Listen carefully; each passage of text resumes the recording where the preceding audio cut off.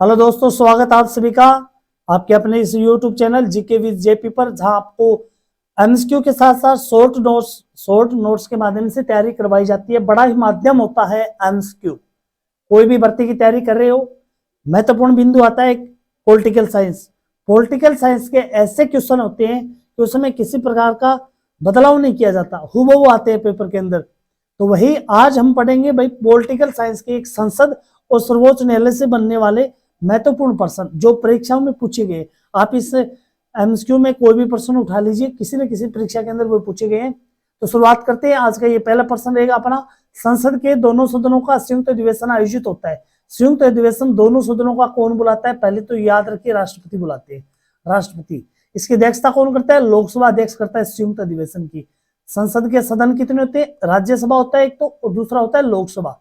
और अंग की बात करें तो राज्यसभा, लोकसभा और राष्ट्रपति। तो यहाँ पर संसद के दोनों सदनों का संयुक्त अधिवेशन आयोजित होता है।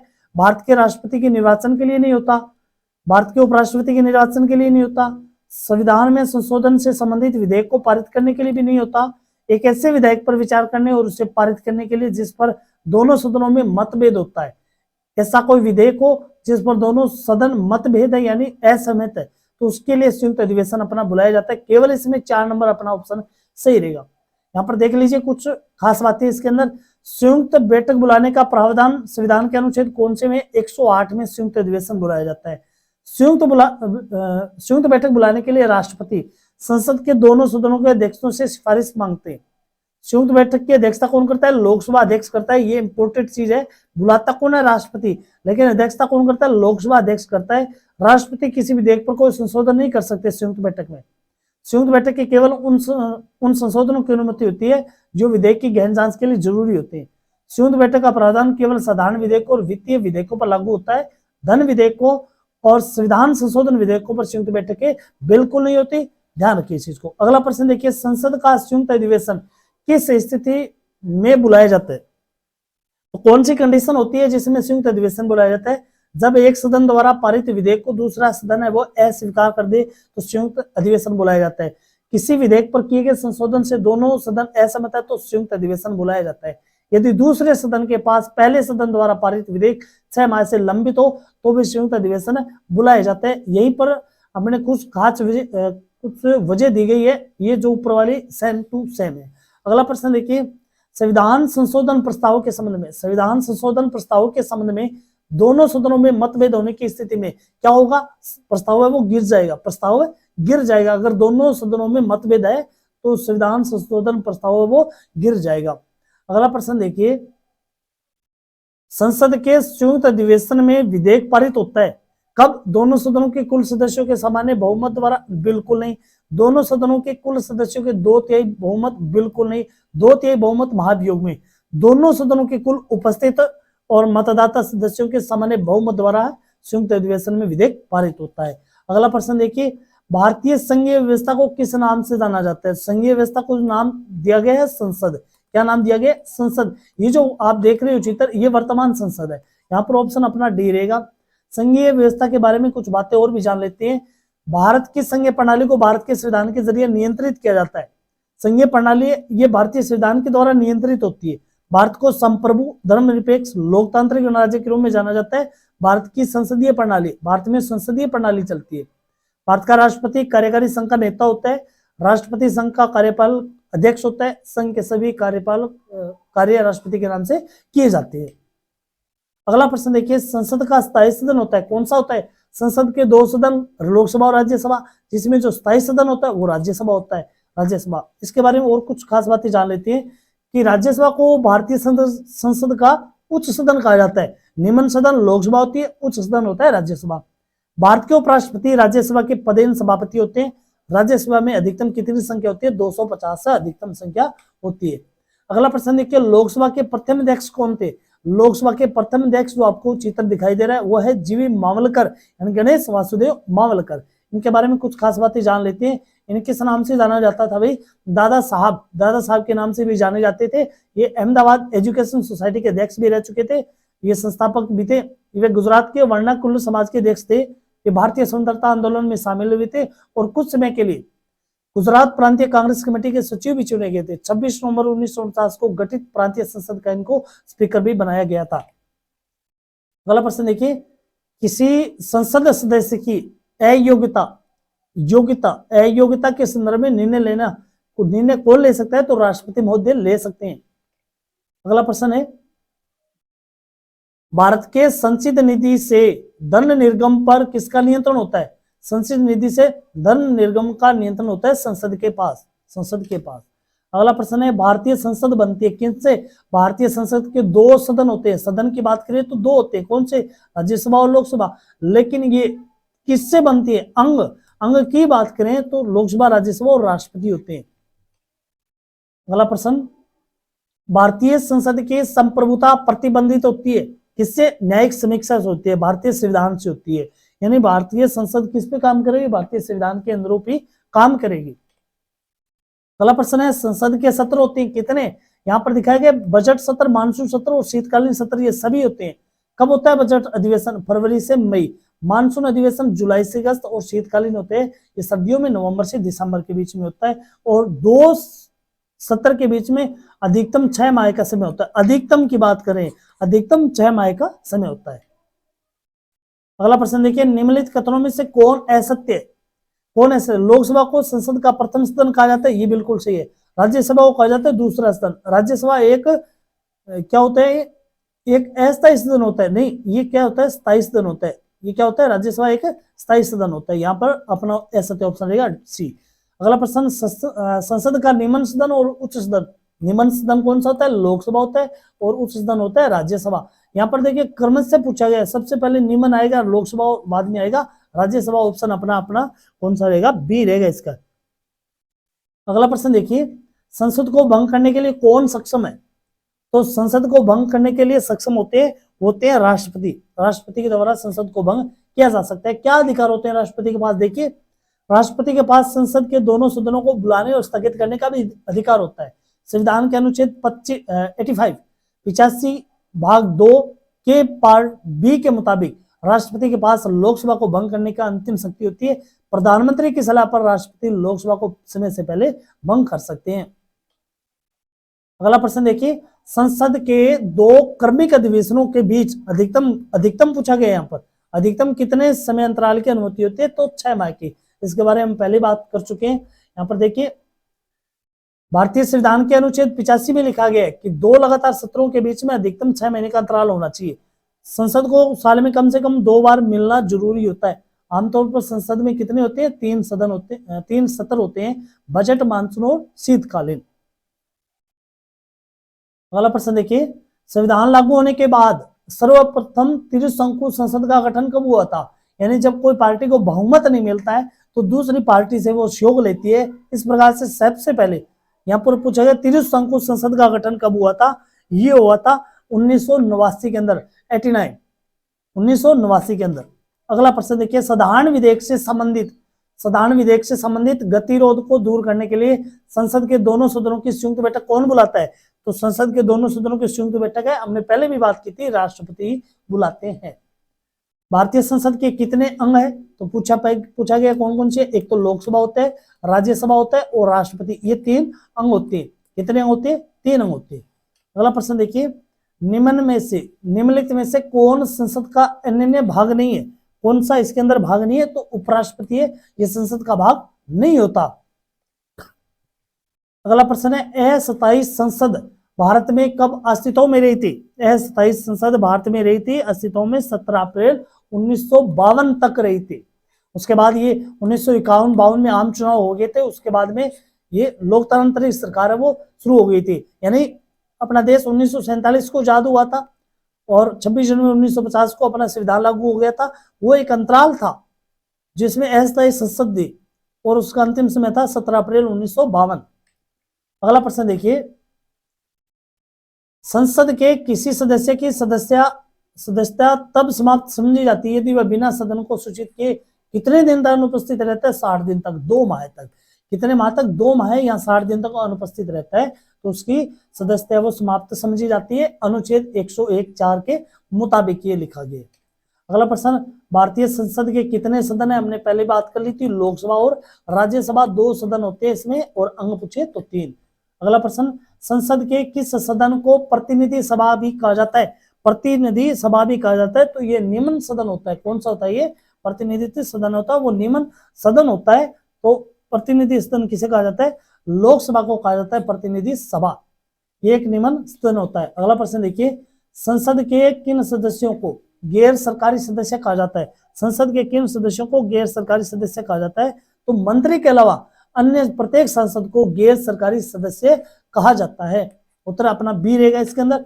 अगला प्रश्न देखिए, एक वर्ष में कम से कम कितनी बार संसद की बैठक होनी चाहिए? हमने पहले भी बात की थी, 2 बार कम से कम बैठक होनी चाहिए, और अधिकतम 6 माह का इसके अंदर अंतराल होना चाहिए, अधिकतम। अगला प्रश्न, भारत की पार्लियामेंट यानी संसद का उद्घाटन कब हुआ था? तो संसद का उद्घाटन 1927 में हुआ था।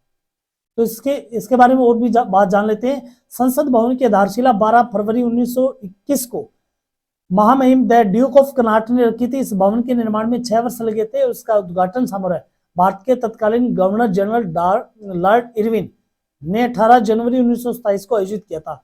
इसके निर्माण पर 83 लाख रुपए की लागत आई थी। ये भी प्रश्न आपको नॉर्मल लग रहा है, लेकिन परीक्षा में पूछ लिया जाता है कि संसद के निर्माण में, प्राचीन जो संसद भवन था उसके निर्माण में कितने लाख रुपए की लागत आई थी। अगला प्रश्न, निम्न विधेयकों में किसका एक भारतीय संसद के दोनों सदनों द्वारा अलग अलग विशेष बहुमत से पारित होना आवश्यक होता है? तो ये होता है भाई संविधान संशोधन विधेयक में। अगला प्रश्न, संसद के कुल सदस्यों का कितना भाग वैधानिक चैम्बर की मीटिंग बुलाने के लिए आवश्यक गणपूर्ति यानी कोरम होता है? तो ये होता है 1/10 भाग यानी 10%। अगला प्रश्न देखिए, भारतीय राजनीतिक व्यवस्था में कार्यपालिका किसके अधीन रहकर कार्य करती है? कार्यपालिका ये न्यायपालिका के अधीन रहकर वो कार्य करती है। अगला प्रश्न, संसद के दोनों सदनों के साथ साथ बैठने पर नियमन होता है। दोनों सदन अगर साथ साथ बैठे तो क्या होगा? वे एक बिल जिस पर दोनों सदन सहमत ना हो, यानी एक संयुक्त बैठक होगी ये। और संयुक्त बैठक कब होती है? जब कोई सदन है वो किसी बिल पर पूर्ण रूप से सहमत नहीं होता है, तो उस पर विचार करने के लिए, उसको पास होने के लिए ये एक अधिवेशन बुलाया जाता है। अगला प्रश्न देखिए, स्वतंत्र भारत के संसदीय इतिहास में अब तक कितनी बार संयुक्त बैठक बुलाई गई है? तो लगभग 3 बार है वो बैठक बुलाई गई है। देख लीजिए कब कब। पहली जो बैठक हुई थी दहेज निषेध विधेयक 1959 के संबंध में 6 और 9 मई को 1961 को बुलाई गई। बैंकिंग सेवा आयोग विधेयक ये 1978 के लिए। आतंकवाद निवारण विधेयक 2002 के लिए 3 बार है संयुक्त बैठक बुलाई जा चुकी है। अगला प्रश्न है, क्या राष्ट्रपति और उपराष्ट्रपति कभी संयुक्त अधिवेशन की अध्यक्षता करते हैं? बिल्कुल नहीं करते, कभी नहीं करते। यहाँ पर अपना ऑप्शन है कभी नहीं, क्योंकि इसके संयुक्त अधिवेशन की अध्यक्षता कौन करता है? लोकसभा अध्यक्ष करता है। ये हमने पहले भी पढ़ा था। यहाँ पर दोबारा देख लेते हैं। संसद के संयुक्त बैठक की अध्यक्षता लोकसभा के अध्यक्ष करते हैं। लोकसभा के अध्यक्ष के अनुपस्थिति में लोकसभा के उपाध्यक्ष हो गए, या फिर राज्यसभा के उपसभापति अध्यक्ष होते हैं। उपसभापति क्यों? सभापति जो राज्यसभा के सभापति होते हैं, पदेन सभापति, वो उपराष्ट्रपति होते हैं। तो अगर लोकसभा अध्यक्ष नहीं हो तो उपाध्यक्ष करेंगे, उपाध्यक्ष ना हो तो लोकसभा राज्यसभा के उपसभापति होंगे। राज्यसभा के अध्यक्ष जो भारत के उपराष्ट्रपति होते हैं संयुक्त सत्र की अध्यक्षता नहीं करते। अगला प्रश्न देखिए, लोकसभा व राज्यसभा की संयुक्त बैठक कब होती है? लोकसभा और राज्यसभा की संयुक्त बैठक कब होती है? तो ये होती है लोकसभा और राज्यसभा में मतभेद होने पर। ये हमने पहले भी बात कर चुके हैं इसके बारे में। अगला प्रश्न देखिए, कौन सी प्रथा संसदीय प्रणाली को भारत की देन है? तो भारत की देन है शून्यकाल है वो संसदीय प्रणाली को भारत की देन मानी जाती है। अगला प्रश्न देखिए, संसद की कार्यवाही सूची में प्रथम विषय होता है। संसद की कार्यवाही सूची में जो प्रथम विषय होता है वो होता है प्रश्नकाल। अगला प्रश्न, ये संसद के प्रश्न थे। अब चलते हैं हम सर्वोच्च न्यायालय की ओर। कौन भारत के संविधान का अभिरक्षक यानी कस्टोडियन होता है? तो ये कौन होता है? ये भारत का संविधान का अभिरक्षक माना जाता है, भारत का उच्चतम न्यायालय माना जाता है भारत का। क्या कुछ है देख लीजिए इसके बारे में। सर्वोच्च न्यायालय की स्थापना 28 जनवरी 1950 को हुई थी। अनुच्छेद 124 के तहत भारतीय संविधान के अनुसार एक सर्वोच्च न्यायालय होगा। अनुच्छेद 32 के अनुसार सर्वोच्च न्यायालय मौलिक अधिकारों का संरक्षक होता है। किसी भी मामले की आखिरी अपील सर्वोच्च न्यायालय में की जा सकती है। संविधान के अंतिम व्याख्याकर्ता का काम भी सर्वोच्च न्यायालय का ही होता है। अगला प्रश्न देखिए, सर्वोच्च न्यायालय में तदर्थ न्यायाधीशों की नियुक्ति होती है तब, कब होती है? जब न्यायालय के किसी सत्र के न्यायाधीशों का कोरम गणपूर्ति के माध्यम से। उत्तर अपना डी इसमें रहेगा। यहाँ पर ये अपना चैनल का थोड़ा सा ऐड आ गया भाई, जीके विद जेपी आप यूट्यूब चैनल पर सर्च कीजिएगा, आपको ये लोगो मिले। चैनल को सब्सक्राइब कीजिए, लाइक कीजिए, दोस्तों में शेयर कीजिए। आप अपना जो परिवार है वो 1.19K का हो चुका है और लगभग इस समय जीके के 143 वीडियो एमसीक्यू की लगभग अपने जो है वीडियो एमसीक्यू की है, बेहतरीन प्रश्नों के साथ। अगला प्रश्न देखिए, उच्चतम न्यायालय द्वारा परमादेश किसे जारी किया जाता है? उच्चतम न्यायालय का परमादेश किसे जारी किया जाता है? ये किसी अधिकारी को सरकारी आदेश निभाने के लिए, यदि कोई अधिकारी अपना कार्य ढंग से नहीं कर रहा है तो उच्चतम न्यायालय के द्वारा परमादेश उसको भेजा जाता है। तो ये अपना ऑप्शन ए सही रहेगा। प्रधानमंत्री को मंत्रिमंडल भंग करने के लिए इसमें कोई परमादेश नहीं होता। कंपनी को मजदूरी बढ़ाने के लिए ये भी नहीं होता। सरकार को कर्मचारियों को वेतन देने के लिए ये भी नहीं होता। यहाँ पर देख लीजिए किन कंडीशन में होता है परमादेश। जब सरकार अपने अधिकार क्षेत्र से वंचित हो जाती है तो परमादेश भेजा जाता है। जब कोई पदधारक अपने कर्तव्य का पालन नहीं करता, जब अधीनस्थ न्यायालय ने अपने अधिकारिता से बाहर जाकर किसी मामले में विचार किया हो, जब कोई अधिकारी अपने विवेकाधिकार का प्रयोग करते समय अनावश्यक विषयों पर ध्यान देता है या आवश्यक विषयों पर ध्यान नहीं देता तो परमादेश भेजा जाता है। जब कोई अधिकारी अपनी कार्य सीमा का अतिक्रमण करता है या अपने अधिकारियों का दुरुपयोग करता है तो क्या होता है? परमादेश यानी रिट जारी किया जाता है। अगला प्रश्न देखिए, सेवानिवृत्त के बाद उच्च न्यायालय के न्यायाधीश वकालत कर सकते हैं? कहां पर? सेवानिवृत्त के बाद वो सर्वोच्च न्यायालय और अन्य उच्च न्यायालयों में, इन दो के अंदर ही, सर्वोच्च न्यायालय या अन्य कोई उच्च न्यायालय, इनमें सेवानिवृत्त न्यायाधीश है वो वकालत कर सकते हैं। ऑप्शन अपना सी रहेगा। अगला प्रश्न देखिए, केंद्र और राज्यों के बीच होने वाले विवादों का निर्णय करने की भारत के उच्चतम न्यायालय की शक्ति आती है। तो केंद्र और राज्य के बीच में जब विवाद उत्पन्न हो जाता है तो वो मूल अधिकारों के अंतर्गत आती है। उच्चतम न्यायालय का एक मूल अधिकार होता है जिसमें वो दोनों का निर्णय लेता है। देख लीजिए, इसमें सर्वोच्च न्यायालय के पास मूल अपील और सलाहकार अधिकार, क्षेत्राधिकार होता है। सर्वोच्च न्यायालय के निर्णय अंतिम और बाध्यकारी होते हैं। निर्णयों का पालन करने की जिम्मेदारी राज्यों की होती है। निर्णयों के खिलाफ किसी और मंच पर अपील नहीं की जा सकती। निर्णय पूरे भारत के पूरे क्षेत्रों में सभी अदालतों पर बाध्यकारी होते हैं और न्यायालय के फैसलों को संवैधानिक संशोधन और न्यायालय के नए फैसलों के जरिए ही बदला जा सकता है। याद रखिए इस चीज को। अगला प्रश्न है, न्यायिक पुनर्वालोकन का अर्थ है कि सर्वोच्च न्यायालय किसी राज्य के कानून को अवैध घोषित कर सकता है। सर्वोच्च न्यायालय किसी राज्य के कानून को अवैध घोषित कर सकता है। डी अपना ऑप्शन सही रहेगा। अगला प्रश्न है, सर्वोच्च न्यायालय के न्यायाधीश भारत के राष्ट्रपति द्वारा हटाए जा सकते हैं? सर्वोच्च न्यायालय के न्यायाधीश भारत के राष्ट्रपति द्वारा हटाए जाते हैं केवल महाभियोग के द्वारा। सर्वोच्च न्यायालय के न्यायाधीश केवल महाभियोग के द्वारा हटाए जा सकते हैं। अपना डी ऑप्शन रहेगा। अगला प्रश्न है, भारतीय संविधान के किस भाग में संघीय न्यायपालिका उल्लेख मिलता है? तो भाग 5 में मिलता है। कौन से में? भाग 5 में और अनुच्छेद 124 से 147 याद रखिए। अगला प्रश्न है, संविधान के व्याख्याकार और संरक्षक कौन है? संविधान के व्याख्याकार और संरक्षक होते हैं सर्वोच्च न्यायालय। ऑप्शन अपना सी रहेगा इसमें। अगला प्रश्न है, लाभ का पद परिभाषित हुआ है सर्वोच्च न्यायालय द्वारा। किसके द्वारा? सर्वोच्च न्यायालय के द्वारा। ऑप्शन अपना बी रहेगा। लाभ के पद का मतलब क्या होता है? सब जिस पर बैठने वाले व्यक्ति कोई भी वित्तीय लाभ या फायदा मिलता है।